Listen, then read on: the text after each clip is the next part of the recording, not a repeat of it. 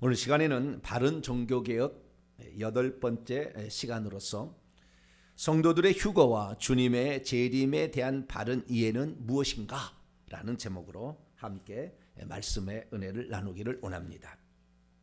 오늘도 거룩한 주일을 맞아 주님을 예배하러 나온 여러분들을 하나님께서 사랑하십니다.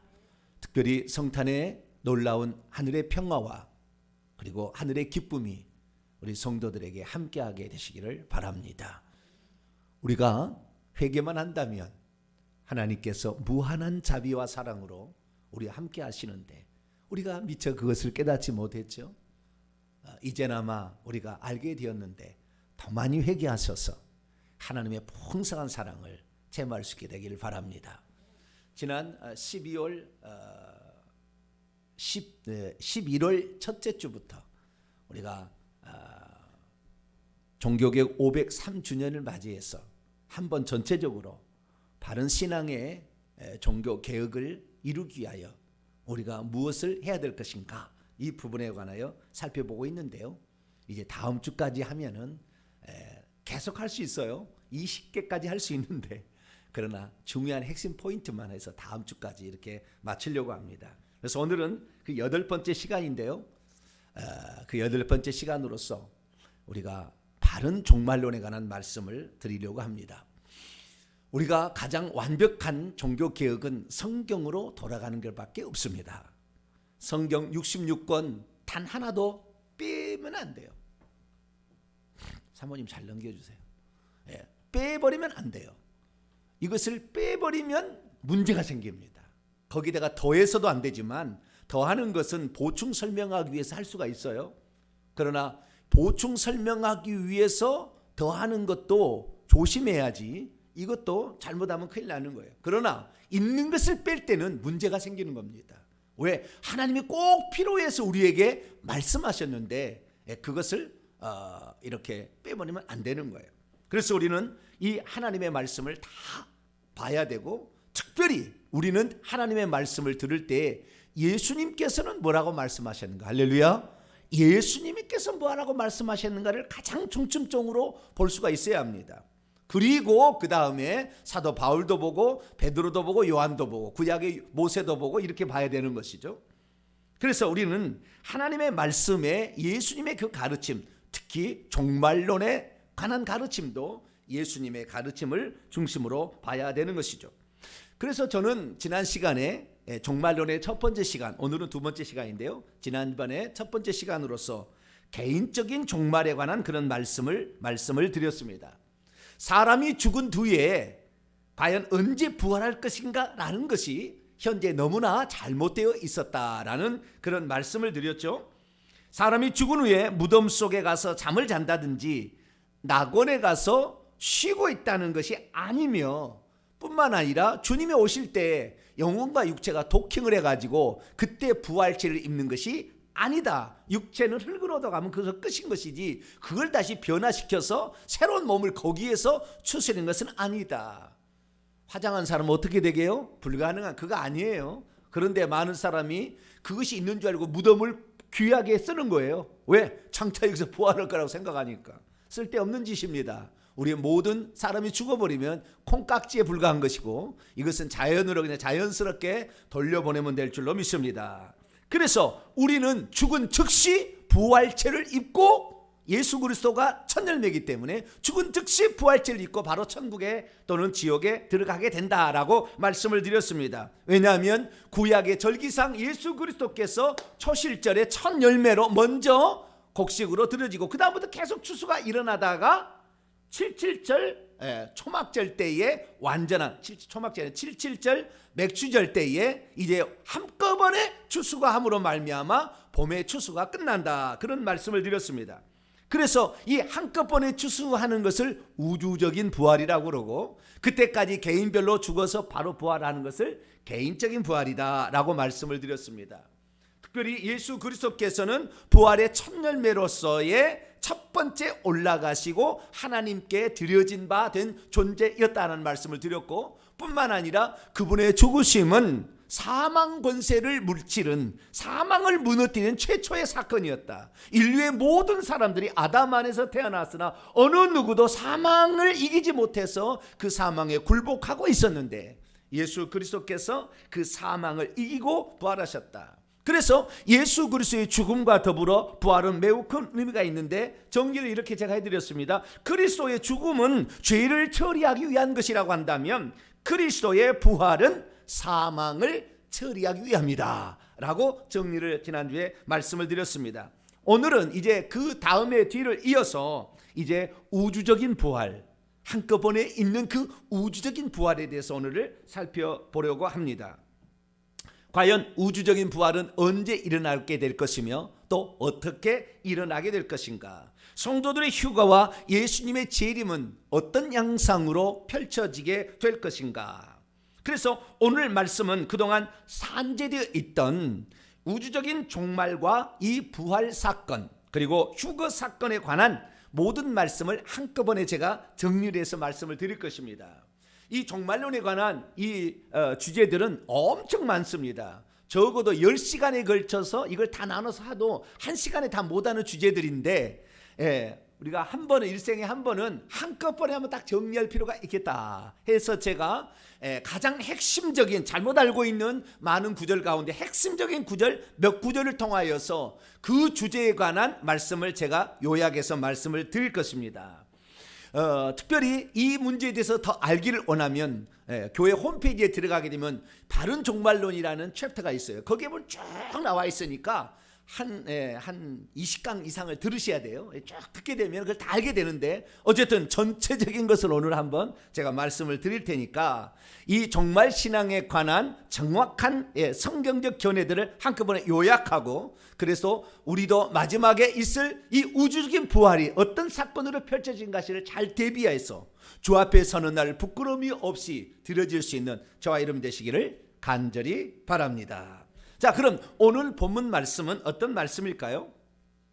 세상의 끝날이 이르러 주께서 오실 때가 되면 여러 가지 자연적인 재난과 더불어 많은 미혹과 핍박이 있을 터인데 끝까지 견디는 자가 구원을 받게 될 것이다 라고 했다는 말씀입니다.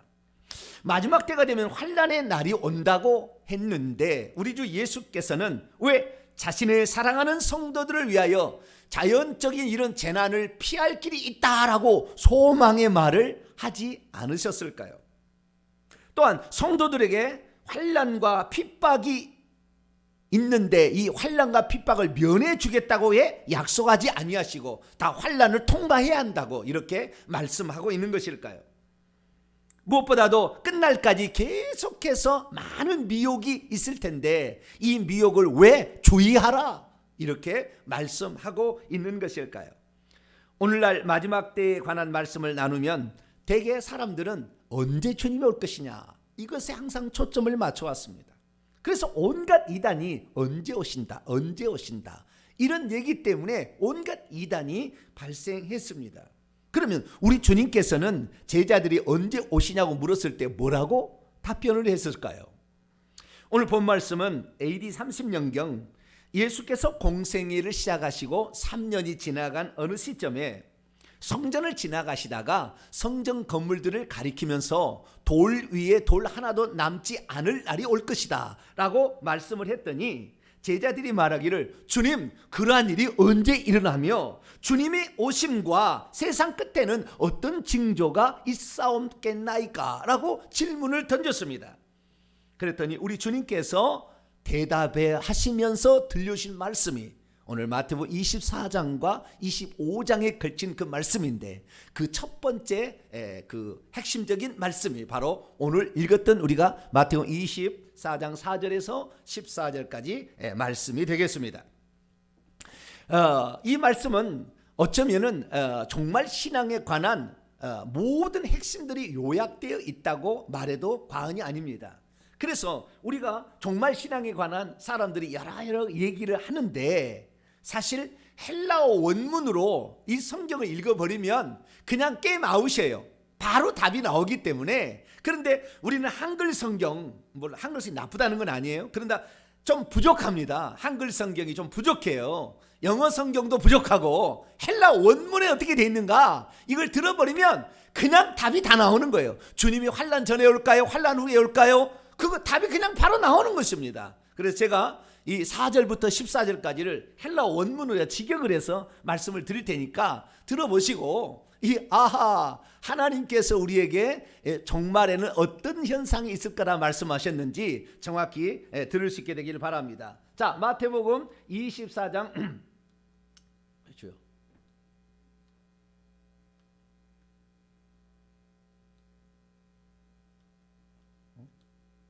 이거 왜 안 되죠? 조기미 사모님 되나요? 네, 그러면 넘겨 주셔야 되겠네요. 주여, 약이 다 됐을까요? 네, 항상 중요한 일에는 잘 안 될 때가 있어요. 네, 4절부터 제가 말씀을 드리겠습니다. 잘 들어보세요. 그냥 답이 다 나옵니다. 그리고 예수께서 대답하신 후에 그들에게 말씀하셨습니다. 누가 너희를 미혹하지 않도록 계속 주의하고 있어라.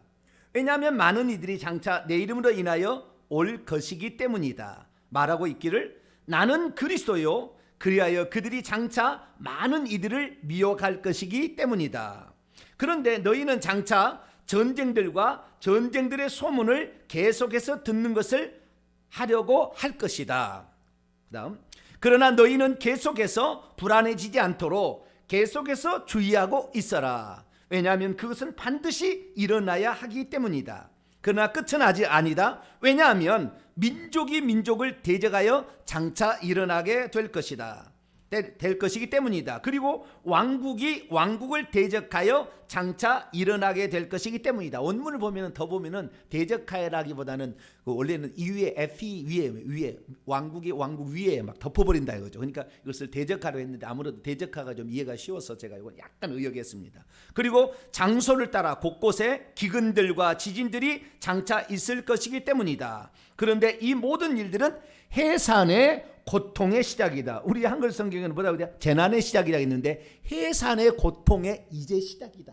이렇게 되어 있습니다. 그 다음 그때 그들이 너희를 장차 환난 속으로 넘겨줄 것이다. 그때 그들은 너희를 장차 살해할 것이다. 죽일 것이다가 아니라 살해할 것이다. 그리고 너희는 내 이름 때문에 모든 민족에 의하여 미움을 받고 있으면서 장차 있을 거야. 계속해서 그렇다는 거죠. 미움을 계속해서 받을 것이다. 그리고 그때 많은 이들이 장차 실족하여 넘어질 것이다. 그리고 장차 그들은 서로들을 넘겨줄 것이다. 그리고 그들은 서로들을 미워할 것이다. 다음 그리고 많은 거짓 선지자들이 장차 일어나지게 될 것이다. 여기에 소동태입니다. 거짓 선지자들이 일어나지게 된다. 이건 뭐요? 스스로 된 것이 아니라 사탄 마귀가 개입해서 그런 놈을 만들어낸다. 그 말이잖아요.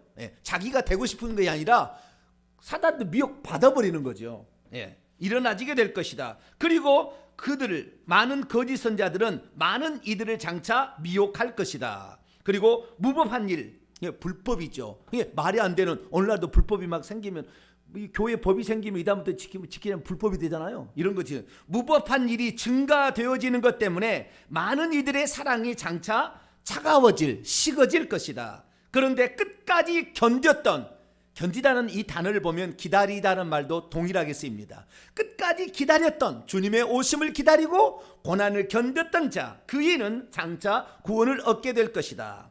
그리고 다음 모든 민족에게 증언되기 위하여 이 왕국의 복음이 온 거주지, 여기는 뭐 세상이라고 그러는데 그게 아니고 온 사람이 사는 모든 거주지에 장차 전파될 것이다. 그러면 그때 끝이 장차 올 것이다. 할렐루야. 자, 그럼 제가 헬라 원문을 읽었는데요. 질문을 던져볼게요. 주님이 환난 전에 오실까요? 환난 후에 오실까요? 답이 바로 나와요. 뭐 말이 필요 없어요. 원문을 읽으면 그냥 이건 환난 전 휴거, 환난 후 휴거 막 얘기 많아요. 인터넷에 통해서 환난 전에 온다, 뭐 환난 후에, 환난 중간에 온다 막 많은데 그냥 답은 그냥 확 나와버리는 것입니다. 성도들이 환난 전에 고통 환난도 안 받고 훌쩍 올라간다고 돼 있어요. 환난 다 받는다고 돼 있습니까? 그냥 원문을 보면 답이 그냥 나왔어요. 더 이상 말할 것이 없습니다. 원문 안 보니까 무엇이 있다, 환난 전에 올라간다, 은밀하게 온다, 뭐 이런 얘기를 다 만들어내는 거예요. 그렇습니다. 우리 주 예수께서 종말의 시기에 관하여 헬라 원문을 보면 다 마태복음 24장 다 읽어보면 그냥 종말론은 다 끝나는 것입니다. 더 이상 할 게 없어요. 제가 나중에 마태복음 24장 원문을 직역을 올려드릴 테니까 보세요. 그냥 답이 끝나는 것입니다. 더 이상 할 말이 없어요. 말 필요가 없는 거예요. 이미 다 답이 다 나와 있으니까 그렇죠. 그러면 오늘 방금 읽었던 이 본문 서론에 관한 부분이에요.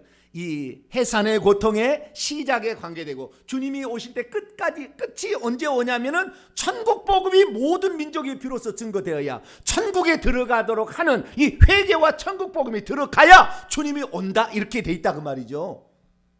그러니까 그 재난의 시작과 그리고 그 끝이 무엇인지를 주님께서 오늘 말씀하고 있는데 이 재난의 시작과 끝에 있어서 중요한 메시지가 딱 두 가지를 주님께서 말씀하셨어요.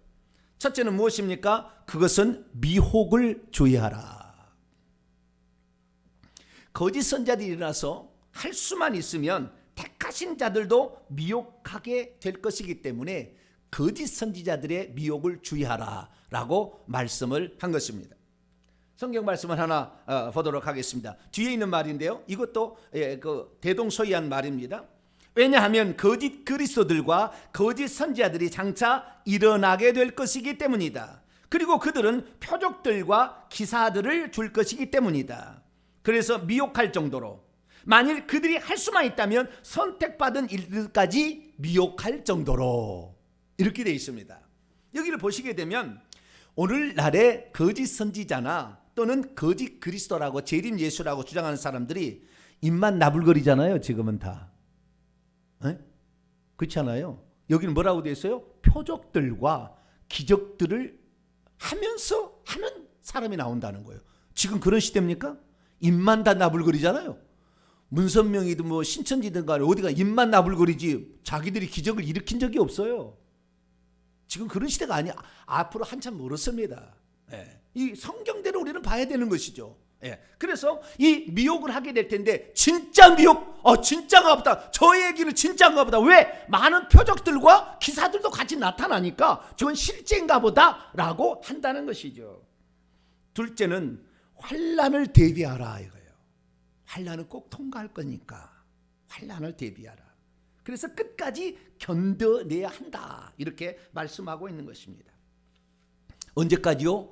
이 천국 복음이 회개해서 천국 들어간다는 이 천국 복음이 온 세상 모든 민족에게 전파되는 그날까지 환난을 대비하고 환난을 잘 겪어서 환난이 닥칠 때 그 환난을 견뎌내라 라고 말씀하고 있는 것이죠.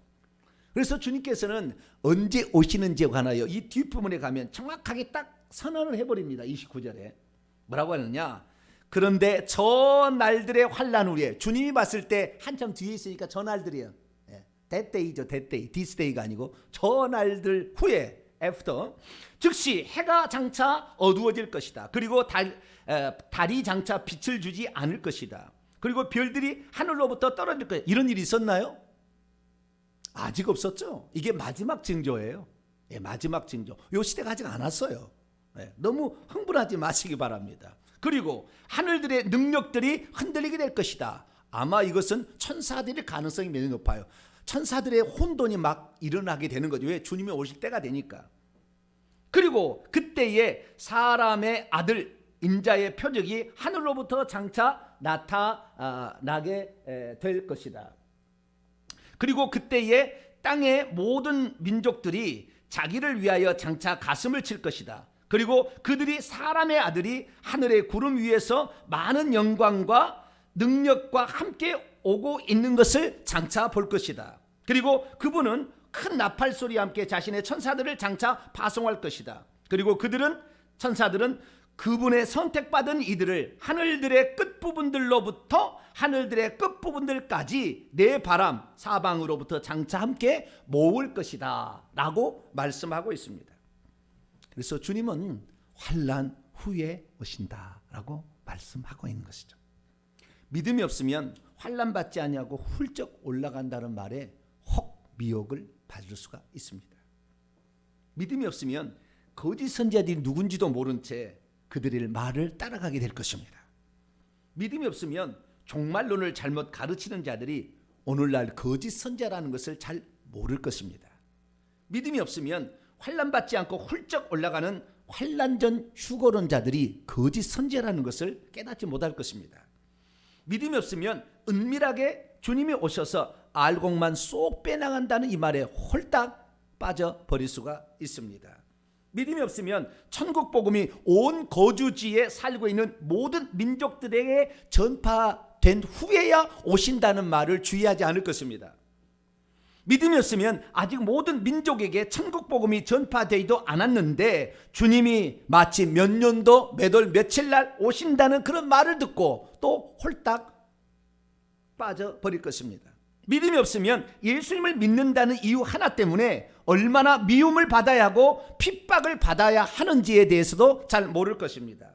믿음이 없으면 환난을 대비하지 않을 것입니다. 믿음이 없으면 천국 복음을 전파하지도 않을 것입니다. 왜 우리 교회가 회개와 천국 복음을 전파하는지 여러분은 이제 좀 아실 거예요. 그러므로 우리들은 환난 받지 않고 올라간다는 미혹에 넘어가지 말고 환난을 잘 견뎌내서 혹시 우리 때에 환난이 오면 그 순간에 주님을 부인하지 말고 15분 참더라도 죽일 때에 두려워하지 말고 죽으면 바로 내가 부활체를 입고 천국 간다. 그 믿음으로 그 고난을 이겨내는 저와 여러분 되시기를 축원합니다. 그래서 오늘 이 마태복음 24장 전반부만 읽어봐도 후반까지 다 읽으면 다 나오지만 전반부만 읽어봐도 우리는 종말에 관한 주님의 말씀의 큰 아웃라인은 다 우리가 지금 듣게 되는 거예요. 그러나 이 종말론에 있어서 여러 가지 많은 부수적인 것들을 붙여가지고 사람들을 이렇게 미혹해 갑니다. 그래서 헛된 망상에 빠지게 하고 조바심을 나게 만들어서 현재 생활에 집중하고 회개하고 천국 복음을 증거해서 다른 사람도 천국 가도록 하는 이 사역에 집중하지 못하고 다른 데에 그냥 날마다 어떤 무슨 징조만을 막 이렇게 막 찾아보고 징조만 막 이렇게 해서 지금 해야 되는 일은 뭔지를 모르고 이렇게 가서 결국에 미혹받아서 그 미혹의 끝까지 빠져버리게 돼서 진짜 환난이 닥치면 그 환난을 이겨내지 못하고 그냥 무서워가지고 벌벌벌 떨고 그냥 부인해버리는 이런 상황이 발생할 수 있다는 것이죠. 그래서 우리는 이 예수 그리스도의 가르침을 온전히 믿고 그리고 온전히 듣고 온전히 그대로 준행하는 저와 여러분 되시기를 바랍니다. 그러면 여기에 관련되어서 우리가 종말론에 꼭 알아야 될 다른 사람이 자꾸 미혹하니까 그 종말론에 관련 알아야 될 6가지 주제 모두가 다 1시간 이상씩 설교해야 될 부분이지만 간단하게 제가 요약을 해서 말씀을 드릴 테니까 이것과 관련해서 함께 보심으로 정리를 하도록 하겠습니다. 첫 번째, 성도들의 휴거는 언제 일어나며 몇 번 있는 것인가? 과연 단회적인가 반복적인가? 휴거가 한 번 있는가 여러 번 있는가? 그것은 은밀하게 일어나는 것인가 공개적으로 일어나는 것인가? 그리고 성도들은 환난 전에 휴거되는 것인가 환난 후에 휴거되는 것인가? 라는 질문입니다. 답은 간단합니다. 주님의 재림이나 성도들의 휴거는 단번에 일어나는 것이고 뿐만 아니라 이것은 공개적으로 일어나는 것이지 은밀하게 일어나는 것이 아닙니다. 오늘 본 말씀 뒤에 보면은 마태복음 24장 30절에서 31절을 헬라 원문으로 보겠습니다. 그러나 그때에 땅의 모든 족속이 주님이 오시는 것을 본대요. 땅의 모든 족속이 너만 은밀하게 훌쩍 올라가서 공중에서 주님 만난 게 아니라 땅의 모든 족속이 주님이 재림하시는 것을 본다. 이렇게 말씀하고 있습니다. 그때 또한 이 천사들이 성도들을 휴거시키는데 땅의 이 끝에서부터 땅의 저 끝까지 모든 그 선택받은 자들을 구원받을 자들을 휴거시킨다라고 여기에서 말씀하고 있습니다. 우리는 여기에서 휴거와 부활의 차이를 좀 아셔야 됩니다. 휴거와 부활의 차이. 저는 지난 시간에 부활에 관해서 말씀을 드렸어요. 부활은 개인적인 부활과 우주적인 부활이 있다.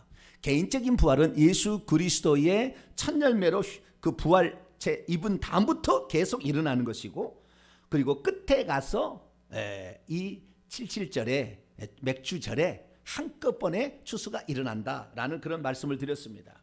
이 한꺼번에 일어나는 이 부활을 우주적인 부활이라고 한다라고 말씀을 드렸는데요. 이때 모든 성도들은 낚아채듯 올라가게 됩니다. 데살로니가전서 4장 16, 17절 말씀 보면 주께서 친히 명령 안에서 지경입니다. 천사들의 소리 안에서 그리고 하나님의 나팔 소리 안에서 하늘로부터 장차 내려오실 것이다. 그리고 그리스도 안에서 죽은 자들이 먼저 일어설 것이다.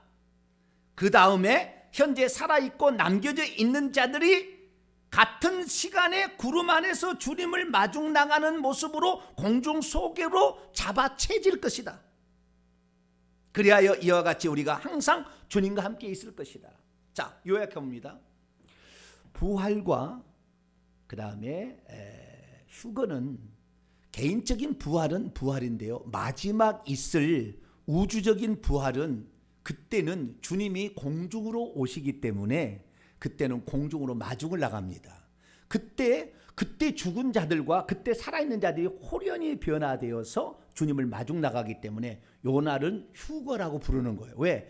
인류의 마지막 날이기 때문에 이제는 공개가 돼버려요. 그게 끝나니까, 날이 끝나니까.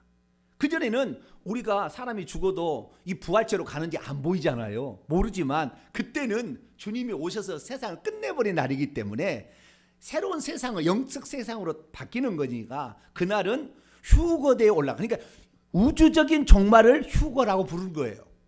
그러니까 그날 한 번 있는 것이지 그전에 휴거대 은밀하게 누가 올라가고 또 은밀하게 남겨지고 뭐 이런 게 아니라 그 말이에요. 예, 공개적으로 모든 민족이 주님의 오시는 것을 볼 것이며 주님의 오심과 성도들의 휴거는 동시에 일어날 사건이고 뿐만 아니라 이것은 공개적으로 모든 사람이 보는 가운데 있어질 사건이니까 가슴을 치며 통과할 날이 이 세상 사람을 하게 될 것이고, 그리고 이것은 그날에 공중에서 주님을 만나는 것은 휴거라고 부르는 독특한 용어로 우리가 성경에서 말씀하고 있다라는 것을 알 수가 있습니다. 그리고 이것은 환난 후에 있다라는 것이 성경의 견해입니다. 두 번째, 예수 재림 전에 7년 대환란이 있을까라는 문제입니다.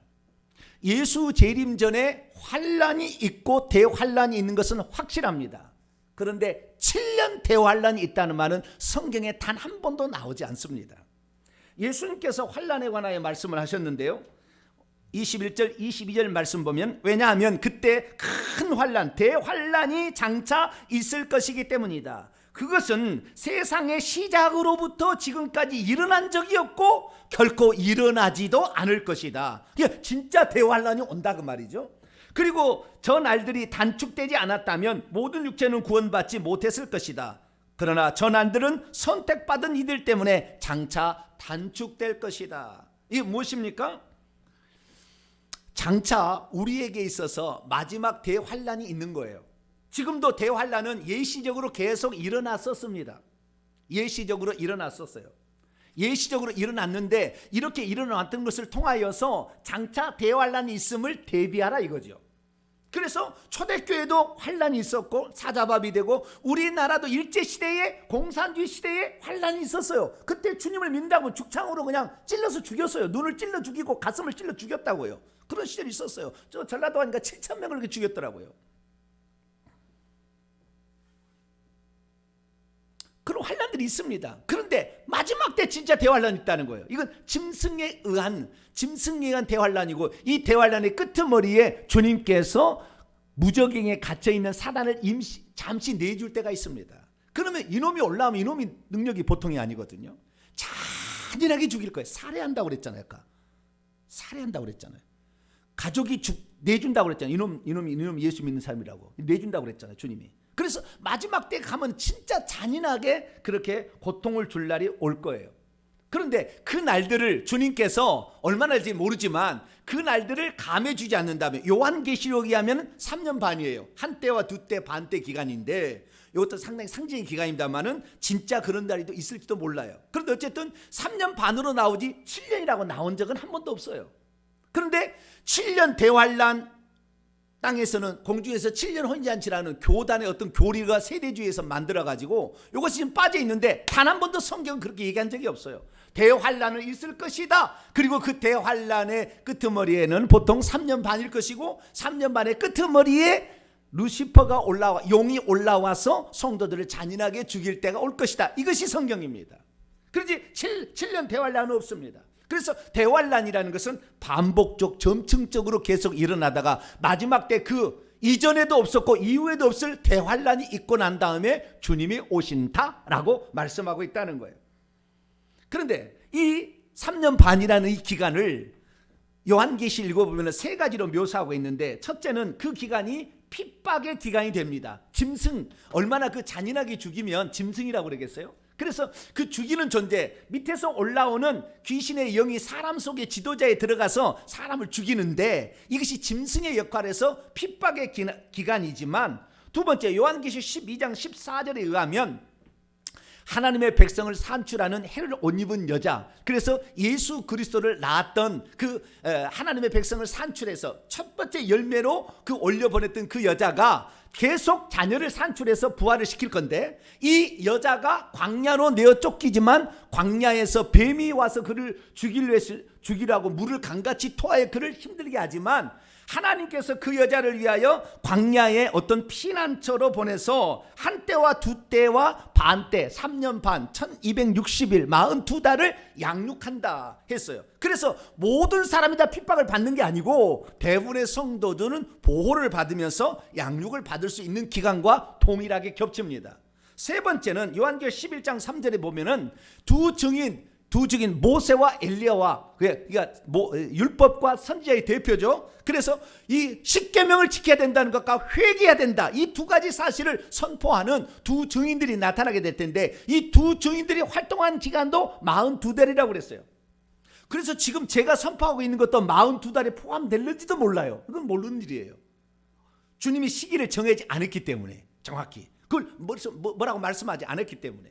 근데 어쨌든 이 두 증인이 활동하는 기간도 42달이에요. 그러니까 핍박만 있는 것이 아니라 두 증인들이 활동하게 되는데, 두 증인이 활동하는 것을 방해하는 자는요, 이 두 증인에서 죽임을 당한다고 그랬다고요. 강력하게 역사한다고 그랬다고요. 그러니까 이 핍박의 기간이면서 성도들 양육의 기간이면서 주의 종들은 또 복음을 전파하는 이런 기간이 겹쳐지게 되는 기간이니까, 우리가 그 어려운 시대에 당할수록 두려워하지 말고 그때 참 종들을 만나서 그 말씀을 들으시고 양육을 제대로 받고 환난을 대비하고 미혹에 빠지지 않는 것이 중요합니다. 세 번째는 다니엘의 한 일에는 그리스도의 초림 예언인가 아니면 재림 예언인가, 이 분에 관한 것입니다.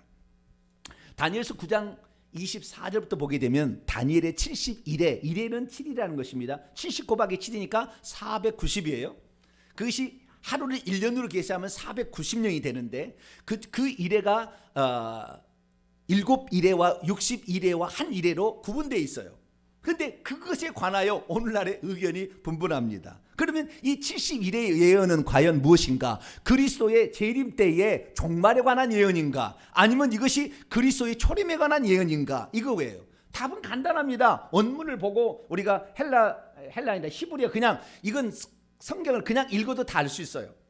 다니엘서 9장 24절과 26절 보면, 내 백성과 이스라엘 백성과 내 거룩한 성 예루살렘을 위하여 이른 이래 70 곱하기 7로 기한을 정하였나니, 허물이 마치고 죄가 끝나고 죄악이 용서되고 영원한 의가 들어가고 환상과 예언이 응하고 지극히 거룩하심을 받은 이가 기름 부음을 받게 된다. 6가지가 동시에 예언이 성취가 되는데, 그때 애순두 일회 후에 7일회와 60일회, 69일회 후에 기름 부음 받은 자가 끊어져서 없어질 것이다.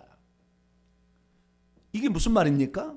이 다니엘의 71회는 육적인 이스라엘 민족과 예루살렘 파괴에 관한 예언인데, 이 예언은 구약의 메시아를 보내겠다 하는 모든 약속의 성취다.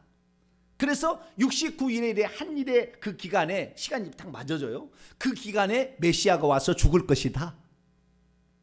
초림에 관한 예언입니다.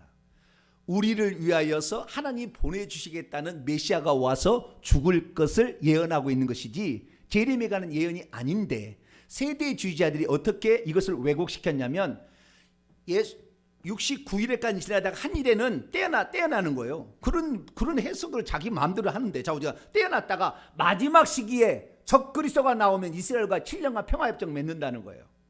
누가 그것을 71회를 누가 그 한 일회를 떼어서 거기다가 미래에 갖다 놓으라고 했습니까? 이것이 로마 천주교에 많은 리베라 신부가 만드는 이론을 갖다가 거기다 대입해 가지고 이렇게 곡해를 시켰어요. 그래서 종말의 예언인 것처럼 이렇게 만들어 놨어요. 종말의 예언이 아닌데. 그러니까 종말론자들은요, 적그리스도가 나타나기를 기다리고 있지 예수님이 오시기를 기다리지 않아요. 왜? 적그리스도 나타나서 7년 대환란을 해야 되니까. 그래야 뭐 은밀히 자기를 구원한다고 하니까. 이렇게 지금 속고 있는 거예요.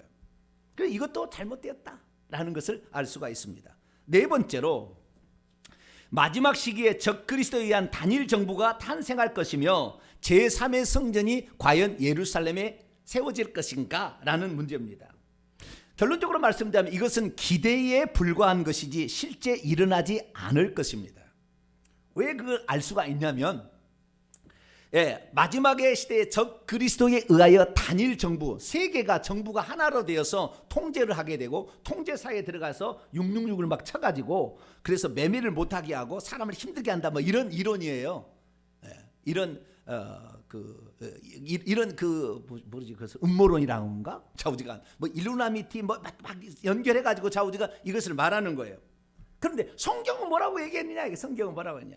성경을 보게 되면요, 다니엘서 2장을 읽어보게 되면은요, 마지막 때에 되어질 일을 바벨론 느부갓네살 왕에게 가르쳐 줬어요. 바벨론에는 머리나라, 그 다음에 가슴 은나라가 있게 되고, 그 다음에 세 번째는 배와 널쩍다리 노새 나라가 있게 되고, 그 다음에 두 종아리와 10발가락 시대가 있다는 거예요. 이 네 나라로 세상 나라는 하나님의 예정이 나왔다는 것을 바벨론 느부갓네살 왕이 들었어요. 이 첫 번째 금나라는 바벨론이고, 은나라는 메대와 페르시아고, 그 다음에 논나라는 헬라 제국이고, 마지막 두 종아리와 10발가락, 두 종아리는 로마가 두 나라로 서로나 동로마로 쪼개지게 되고, 이 나라가 분열돼서 10개국으로 흩어지는 10발가락 시대가 온다고 그대로 나와 있어요. 그 10발가락 시대에 하늘로부터 어떤 돌이, 우리 주님은 돌이잖아요, 심판자로서 오셔가지고 그 10발가락을 탁 깨뜨려 버리니까 끝나버렸다. 이것이 다니엘서예요. 그러니까 10발가락 시대에 온다. 세상 나라가 분열되어 있을 때, 열로 분열되어 있을 때 이때 온다라고 이렇게 말씀을 하고 있어요. 그리고 다니엘서 8장을 보게 되면, 다니엘 8장에 10뿔이 나와요. 10뿔이. 10발가락 10뿔이랑 동일한 말이에요. 그리고 요한계시록 17장에 보면 이 짐승이 3년 반 동안 활동하는 기간인데, 이 짐승이 10뿔과 함께 일한다고 돼 있어요. 10뿔과 함께 일한다고 돼 있기 때문에 단일 정부에 의해서 된다 말은 하겠지만 끝내는 안 될 거예요. 지네들도 서로 다툼이 있기 때문에 인간의 욕심은 끝이 없어요. 누구 하나에게 잘 몰아주지 않아요. 잘 안 될 거예요. 그러나 그런 음모론은 계속 있을 거예요. 이런 음모론이 우리는 중요할 것이 아니라 지금 회개하는 게 중요하다, 그 말이에요. 할렐루야. 특별히 마지막 때의 시기에 관하여, 이 마지막 전쟁이 아마겟돈 전쟁이에요. 우리 주님의 오심을 마지막 대항하는 적 그리스도 치하의 모든 사람이 한꺼번에 연합하여 일으킨 전쟁이 아마겟돈 전쟁인데, 이 아마겟돈 전쟁이 누가 참여하느냐? 새 영이 참여한다고 그랬어요.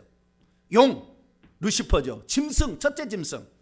환란 핍박을 한 대제국의 어떤 사람들이, 지도자들이겠죠. 그 다음에 거짓 선지자, 이것이 바로 로마 교황이나 또는 오늘날의 주의 종들이죠. 거짓말하는 이런 존재들이 사탄의 영에 의해서 이 사람이 쓰임 받는 거죠. 그래서 아마겟돈 전쟁을 이렇게 보니까 여기도 세계 존재가 함께 연합 작전을 펴는 것이지 단일 정부가 되지 않는다, 그 말이에요. 단일 정부가. 뿐만 아니라 그 예수 그리스도께서 오실 때에 이스라엘에 제3의 성전이 세워진다 막 떠듭니다. 지금 그렇게 다른 사람이 있다고요. 절대 세워지지 않을 거예요. 어떻게 그것을 알 수가 있느냐? 이미 우리가 히브리서 읽어보면 여러 번 나오지만, 히브리서 9장 12절 보면 그리스도께서는 장차 좋은 일의 대제사장으로 오사 손으로 짓지 아니한 것, 곧 이 창조에 속하지 아니한 것, 더 크고 온전한 장막으로 말미암아 염소와 송아지의 피로 하지 아니하고 오직 자기의 피로 영원한 속죄를 이루어서 제사를 끝냈습니다. 그런데도 불구하고 이스라엘 민족이 예수님이 오셔서 골고다에서 마지막 제사를 드렸음에도 불구하고 계속 예루살렘의 성전에서 제사를 드리니까 참다 40년에 로마의 디도 장군을 보내서 완전히 없애버린 거예요. 그런데 그것을 다시 세워서 이미 완성되어진, 실체가 오셔서 끝나는 그 제사를 다시 모형인 소나 염소를 갖다가 다시 제사를 드리게 하지 않아요. 설령 그렇게 할 수 있을는지는 모르지만 신용만 낼 것이에요. 만약에 한다고 그런다 절대 그럴 리가 없다고 말이에요. 아까 말씀 다시 한번 본다면 사도행전 7장 48절에 보면 스데반 집사가 설교를 했어요. 뭐라고 설교를 했습니까? 지극히 높으신 이는 손으로 지은 곳에 더 이상 있지 않는다. 성전은 이제 우리의 몸이다. 너희가 하나님의 성전인 것 같고 하나님의 성령이 너희 안에 거하신 거 알지만 교회가 이제 성전인 것이지 물질적인 성전의 시대는 지났다라고 분명히 얘기를 했기 때문에 그런 시대는 오지 않는데도 계속해서 지금 뭐요? 이스라엘에 언제 무슨 양을 무슨 붉은 암송아지가 나왔다느니 뭐 일곱 금 촛대를 만들었다느니 뭐 레이지파를 찾았다니. 저도 그 방면의 전문가예요.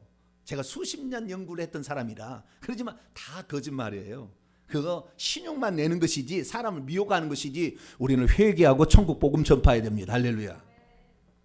다섯 번째로 베리칩이 마지막 시대에 짐승의 표 666으로 쓰임 받을 것인가? 이것도 결론부터 말하면 허상입니다.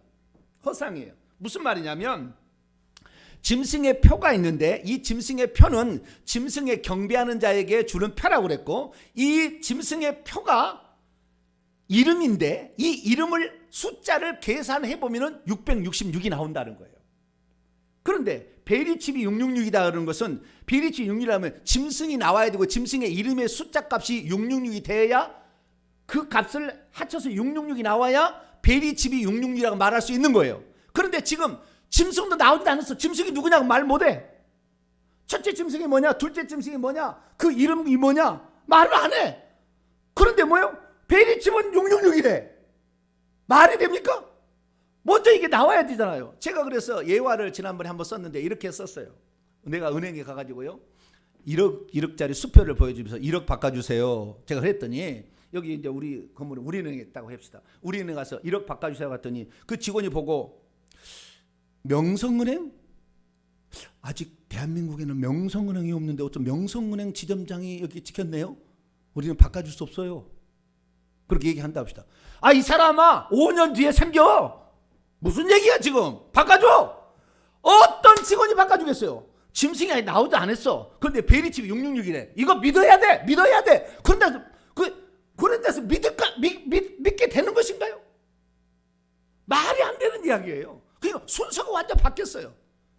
그리고 이 짐승을 경배하는 자에게 그 표를 준다고 그랬는데 둘째 짐승이 누군데요? 그리고 경배한다는 의미가 무엇인데요?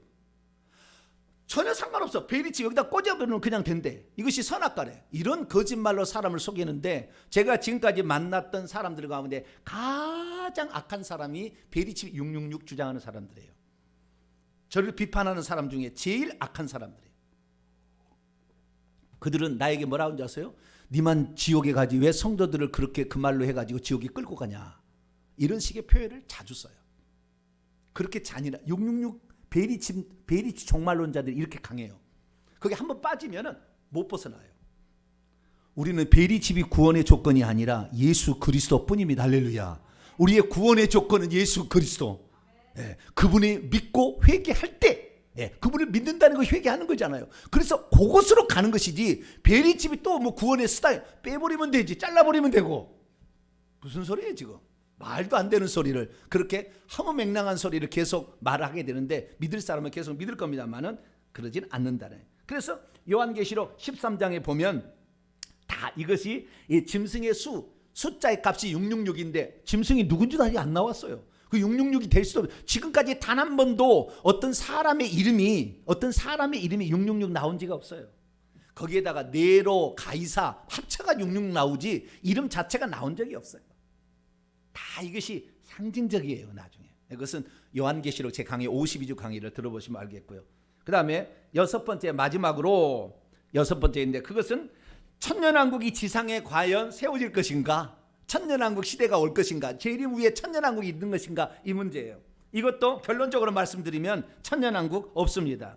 왜 없는지 아니면 헬라 원문을 성경을 안 봐서 그래요. 헬라 원문을 성경을 어떻게 했냐면은 예수 그리스도 마지막에 가다가 이제 대환란 있지 않습니까? 3년 반 대환란이 있을 것이고 끄트머리에 루시퍼 용이 올라와서 갖은 핍박에서 사람을 막 그래서 그 순교자 숫자를 채울 거예요. 그리고 주님이 오시게 될 때 그때의 전쟁을 아마겟돈 전쟁이라고 합니다.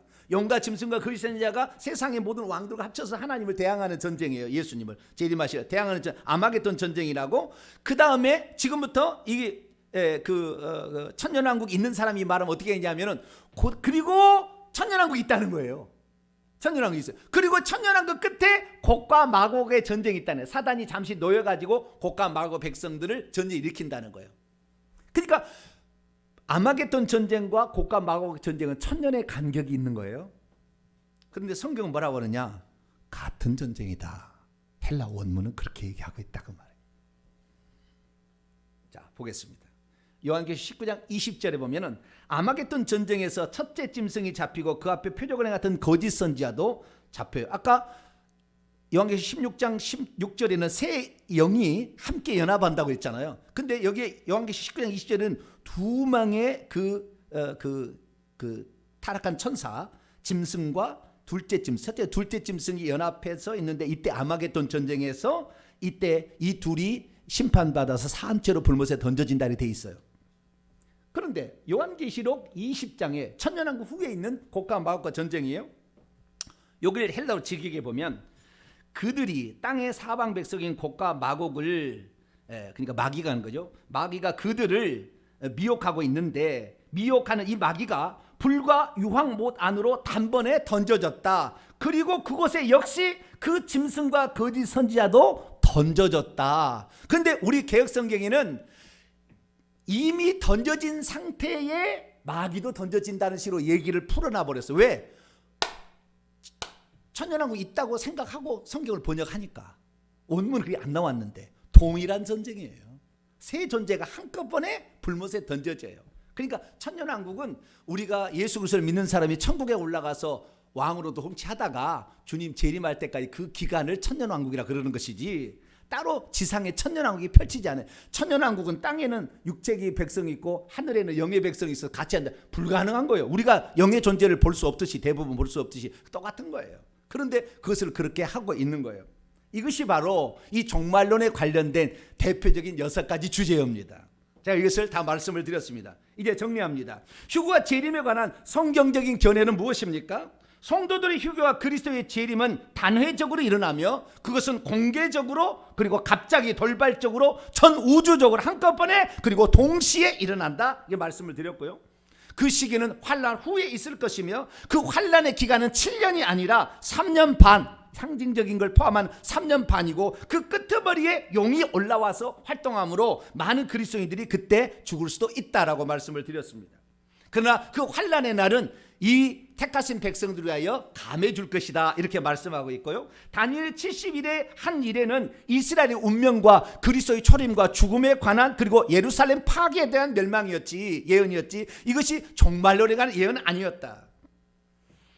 예루살렘에 세워질 제3의 성전은 한낱 기대에 불과하며 적그리스도에 의한 단일 세계 정부도 허상에 불과할 것이다. 현재 대리침은 결코 짐승의 표가 아니며 지상에 마련된다는 천년왕국은 결코 지상에 펼쳐지지 않을 것이다. 왜 그러면 사람들이 이런 오해를 했을까요? 첫째는 헬라 원문을 본 적이 없어요. 두 번째, 그 문맥을 보지 아니하고 어떤 구절만 쏙쏙 빼가지고 자기의 사상을 주입하기 위한 수단으로 이단이 쓰는 방식으로 해석했기 때문에 그래요. 뿐만 아니라 제대로 된 종말론을 한 번도 들어본 적이 없어서 그래요. 그러니까 지금도 헤매고 있는 거예요.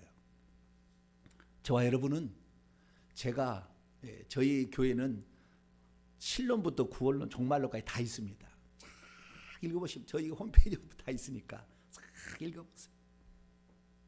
하나님이 이 시대 가운데 너무 가짜가 많으니까 진리 좀 전해봤으면 좋겠다. 그래서 일하시고 있는 거예요. 이것은 죽어서 천국 가시면 알 겁니다. 제 얘기가 그냥 얘기인지 아닌지는 천국 가셔보면은 저 종을 하나님이 어떻게 해서 저게 보냈는지 그때 알게 될 거예요. 그러면 우리 성도들은 어떻게 주님의 재림을 대비하는 것입니까? 가장 중요한 것은 이 모든 거짓말들, 거짓 선지자들, 주의 종들을 통하여 오늘 전파되는 것에 미혹받지 말라. 정확히 예수 그리스도가 가르친 원문대로 성경을 읽어서 알라. 두 번째는 반드시 환난은 다 통과할 거니까. 인류의 역사가 그랬고 세계사가 그랬고 모든 것이 공평하니까 그래야 환난을 통과하게 될 것이니까 환난을 대비하라. 그리고 그 환난을 당해서 절대 두려워하지 말라. 죽으면 즉시 부활짓고 천국 갈 거니까 할렐루야. 영광의 면류관 얻을 거니까 15분 자를 시간에 15분 참으면 되는 거예요. 그냥 우리는 빨리 나를 데려가시오. 그렇게 할 필요가 있다. 그리고 우리가 진정해야 될 것은 천국 복음이 증거돼야 주님이 끝이 된다고 그랬으니까 회개하라. 이 천국 복음을 땅 끝까지 증가하는 저와 여러분이시길 바랍니다. 그래서 주님의 대림에 대한 이 신앙을 바로 세우고 그날을 잘 대비하는 우리 성도들이 되어서 오늘 우리의 삶의 모든 흔적들이 주님께서 잘했다 칭찬 들을 수 있는 그런 성도들로 우리 자신을 잘 만들어가게 되기를 간절히 바랍니다. 거룩하신 하나님 감사합니다. 오늘 종말론에 관한 엄청난 많은 내용들을 함께 다뤘습니다.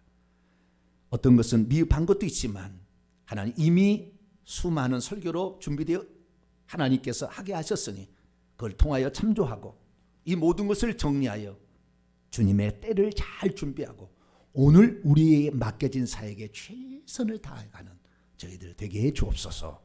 우리 주 예수 그리스도의 이름으로 기도하옵나이다.